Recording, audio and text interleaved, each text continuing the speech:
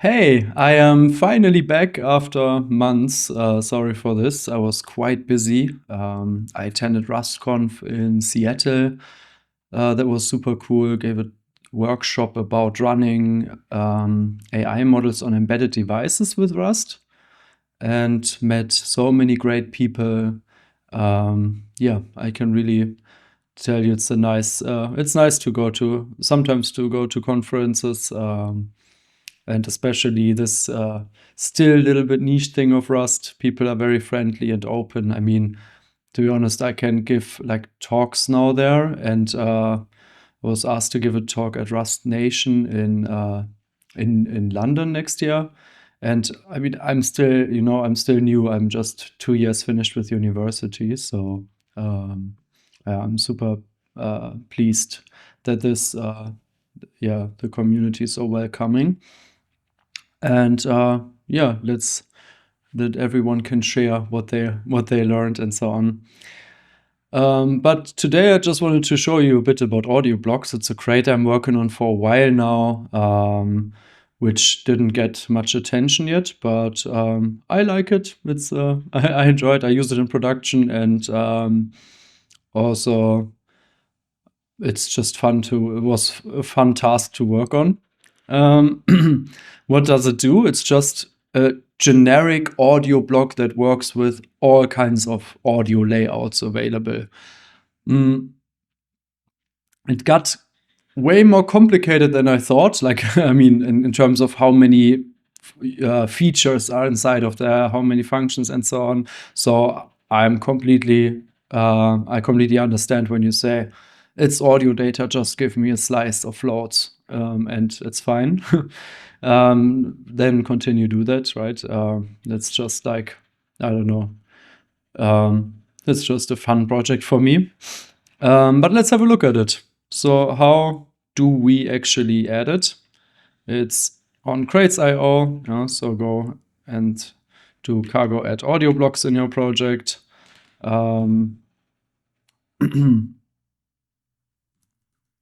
You see, it added the feature standard by default. So you can actually use it in all standard environments, and then you just use the functionality of owning blocks which allocate memory.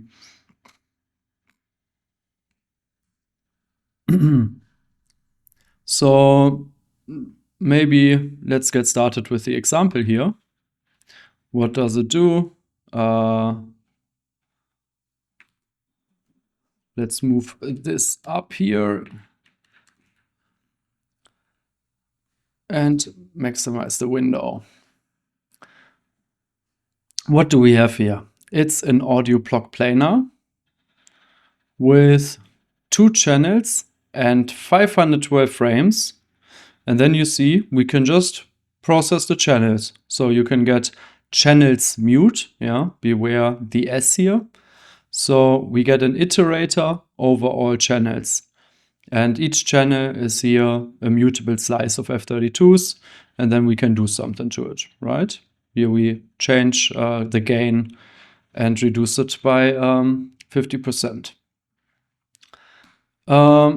You can just debug blocks or print them, yeah. Let's do that. Okay, it's a bit hard to see here, so let's change the number of frames to 8 for now, so we can see something. And here you see we have a planar audio block with 2 channels, 8 frames. That's also what's allocated in here, so you can resize them real-time safe. That's why there's an allocated number and an actual number. Or visible, yeah, this could be num channels visible. And then you see there is one channel and another channel, and in the raw data you see they are allocated one by one. So each channel is an individual vector, basically, an individual allocation. And if you look here, audio block, you see we have interleaved, planar, and sequential. And for each, there's the owned type, a few, and a few mute, which is just that that means it stores a pointer, or you can build a view over a slice that is already there, for example, yeah? Or over a pointer. And then there's audio block and audio block mute, which are traits. So if you say it should implement audio block, then any of those blocks can be used as an argument for the function. Yeah, let's look at audio block interleaved, for example. How does this look? Here we get individual frames, not individual channels, basically. So here you see we have 8 frames now, and the allocation is in one vector. So those are the individual frames. And then there's audio block sequential, which now gives you individual channels again, but also in one allocation. So not like the planar one with different. Those are all the types I came across so far. The sequential one is the least or the most seldom one, but I saw it in some audio APIs.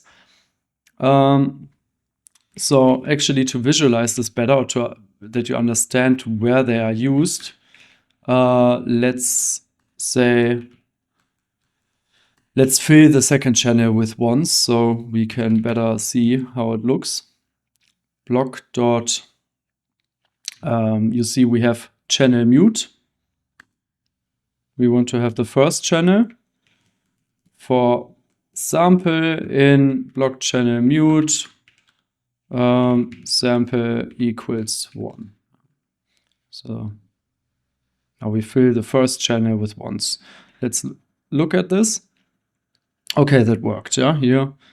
First, channel 0 is with zeros, channel 1 is with ones, and then you see in the raw data how this is actually laid out underneath. Now let's change to sequential.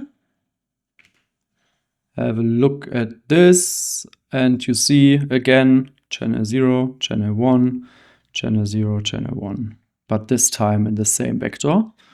And now let's go to interleaved. And now you see, we cannot build channels anymore.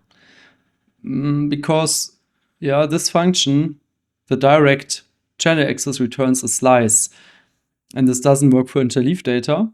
We can do frames directly, so we could do frame mute. But this would just give us the first frame. We want to fill the channel.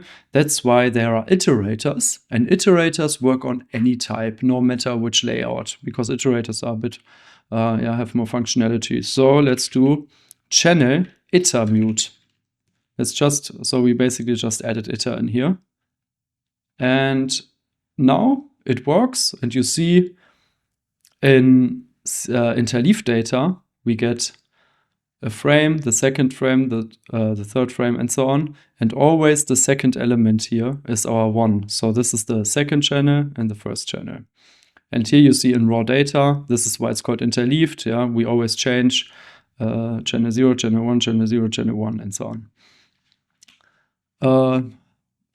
Why is this actually so complicated? Why do we have these layouts? Why do they exist?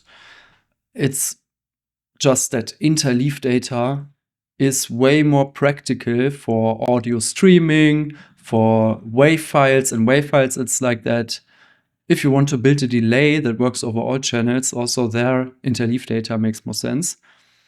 And yeah, also the audio driver of your computer. So when it outputs audio from your sound card, this will be interleaved as well. And this is just because frames are time steps. Yeah, if you imagine we have a left speaker and a right speaker here, then when we want to play the data, then it's nice if we always get all the data to play at one time, yeah, at the same time.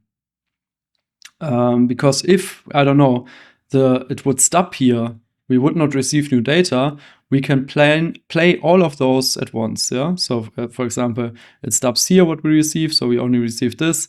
It's still, we could play every step. And otherwise, maybe, I don't know, in sequential, yeah, we receive first the first channel complete and then the second channel complete. We cannot play. We have to wait until we can play. So that's the thing.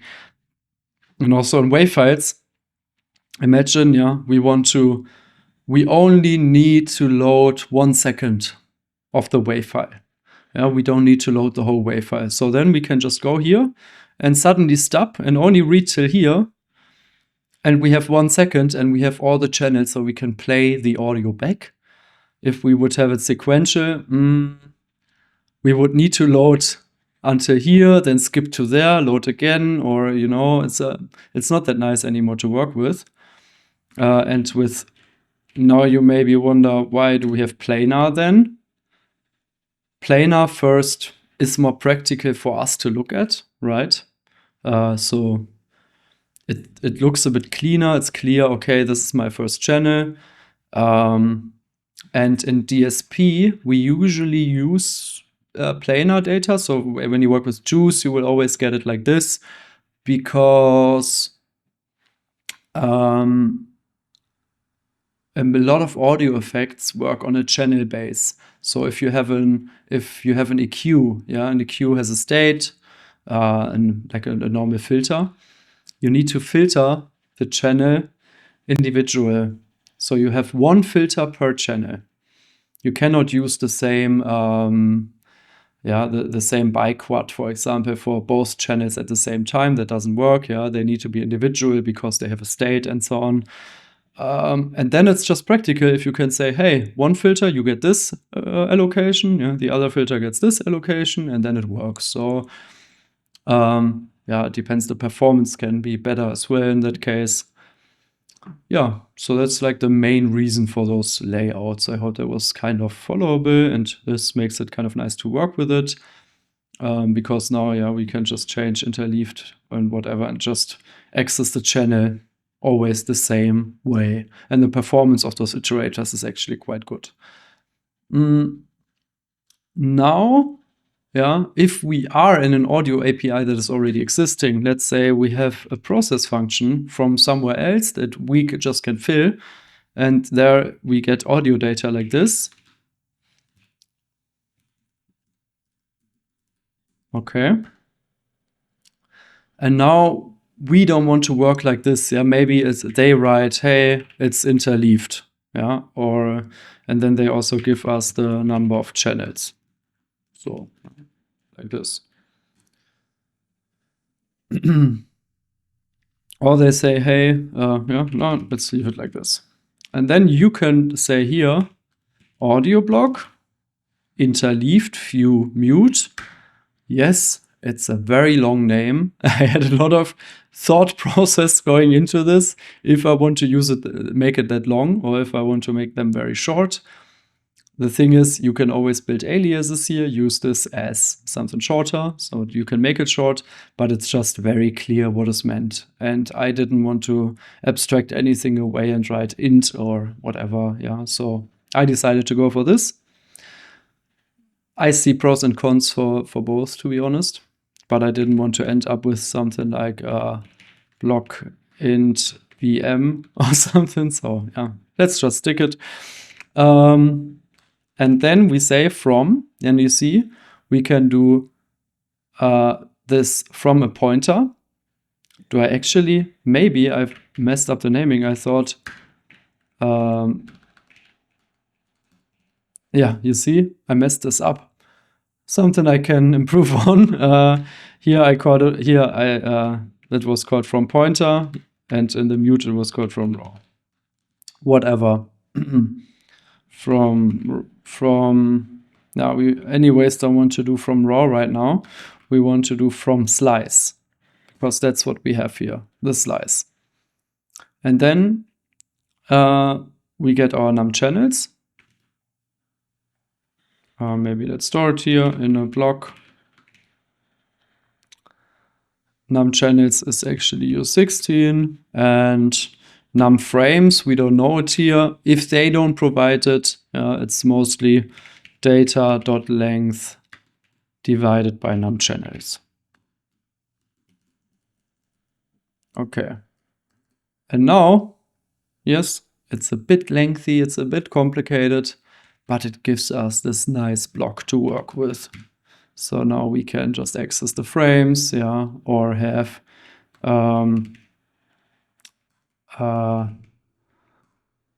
channels with iterators, or we can, if we have another block, yeah, maybe let's use this, we can just say block.copy from block. And now we automatically, what is the problem here? This has to be mute. The other problem,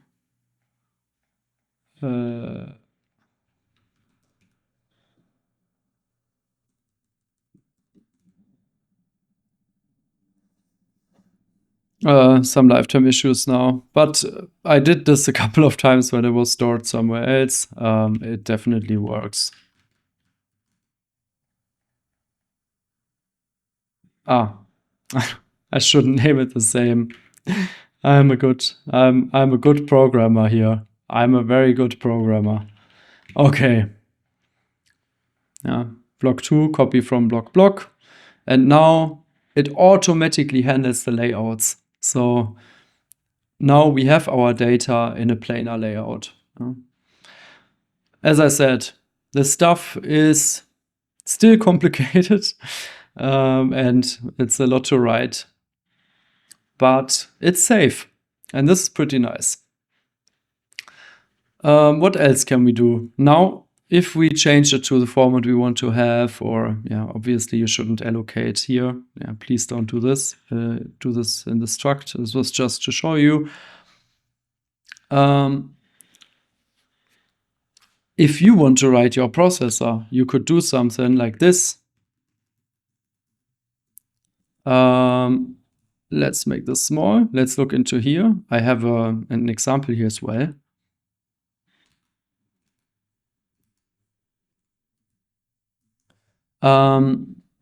Now, it also doesn't need to be this. We can make it a bit simpler, actually.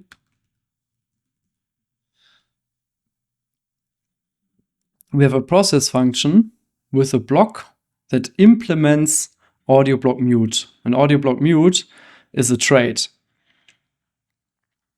That means, because it's a trait,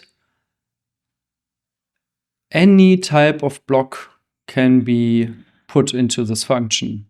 So we don't care if someone gives us interleaved data, if someone gives us sequential or planar data. Our process function will work the same on all of them, and that's pretty cool. So here you see we can access channels with our channels iter mute. Yeah, beware the difference. Channels will give us all the channels after each other, and channel will give us one channel. But it's easy enough. I went for this small difference because by the function definition, right, you have to enter a channel here, so it's clear enough that this is for one channel and this will give us all of them. Yeah, and now this process function, we can do this on any type. So let's try it here. Let's stick to this and then call process with our block. We could generate a few, yeah, because we can do this, okay? But now we move it inside of the process and it's gone. So either you do this and this, that works, or you build it like this, and then we have to move something inside, but we can just create a few. A few is non-owning, it's just a pointer inside. Yeah, you can choose what you prefer. And now we don't actually move the block inside of the process function, but just a view of the block, so we can still access it later. If you're new to those borrowing rules and moving rules and so on, it takes a while. It takes a while to understand, but yeah, go with it. Accept it that you don't understand it now. Play around with it, and you will understand at one point. Now let's have a look at it. So if that works, yeah, although we move an object inside of here, we still change the data. Let's try that. Play. And you see it worked, right? Now we have, instead of 1, we have 0.5. We could also do it like this, that we see it works correctly. We go to channel 0 and go to channel 1. Now we have 0.5 and 1. Perfect. So it works. Our process function works. And now let's look at it. Let's just change it to Audioblock interleaved. Bam. Play. It still works. And it's the right format. Let's go to sequential. And it still works. And for me, that's such a blessing that I went through this hell of implementing all of that. But yeah, to be honest, like I said, it was fun. I think it's super cool to work with. The syntax, if you like it, it's a matter of taste, I guess, but it's kind of rusty. And you can change it as well. If you don't like it, you could say B or block. And then you say where block implements Audioblock mute. And here uniblock as well. Okay, so if you prefer this, I don't know, you can use this, or you can use this. Wait, bloop. Whatever you prefer. It doesn't look really great, but I think it's okay. And I like this the most because I have less to type and I don't have to do those awful things here. Yeah.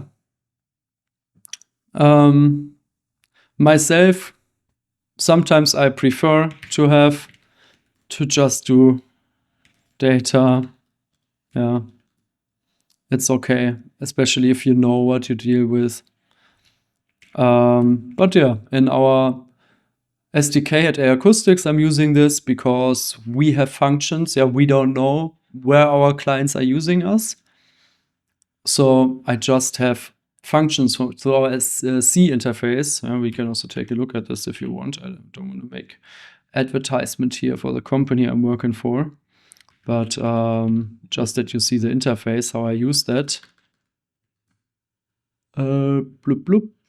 Here's a C header file, yeah, and underneath there's a Rust library.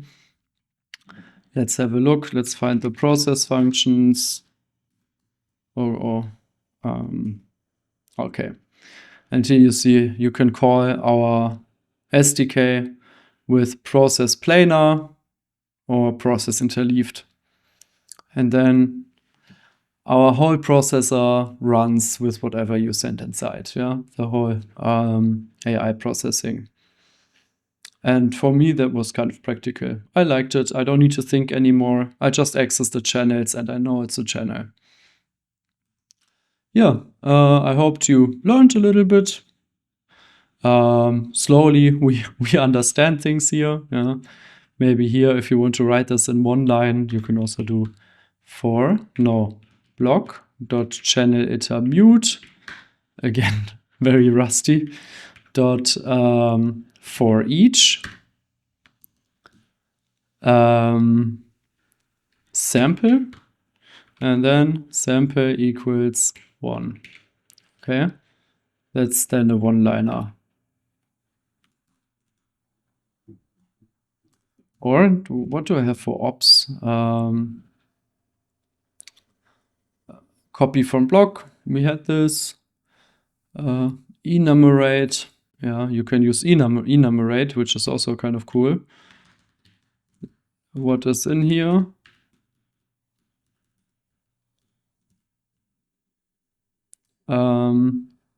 Three arguments.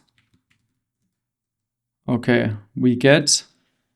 That's also the reason why I made it different, different types. So it's always clear that this is the channel and this is the number of frames. Yeah? So this is channels, frames, and the sample. Yeah, you could do this, and then we can just say if channel equals 1 as 2,0 and or we just do match channel. This works as well. 0 sample equals 1. 1. That's wrong. 1 is sample equals 2. Oh my gosh, I'm really not that good with the shortcuts in that yet. But we will go there. And now we have to find a default case, yeah, where we do nothing. All right. So this works as well. Yeah. Let's go here, remove this, and run it. And you see it still worked. Yeah, so you have a lot of options how to access data in a block. Yeah, that's it. Maybe if you noticed, yeah, I'm using Cosmic Desktop now. I'm going all Rust here. This desktop is made in Rust. The IDE here is made in Rust, yeah, and you can see that it works quite cool. You can switch the windows around like this. I can also just add it like this, yeah. Make it like this. That's super cool. Move into this part. Move here. I actually like it. It still has some bugs. I'm not sure if I want to switch fully from Fedora, but Fedora is. When I go back to Fedora now, I miss those shortcuts, to be honest. So for now, I'm going a bit with Cosmic. I can recommend everyone to try Linux. It's a great experience as a developer. All right, bye-bye. I hope to make some more videos. Bear with me if not. They will come whenever I feel like it. All right, see you. Bye-bye.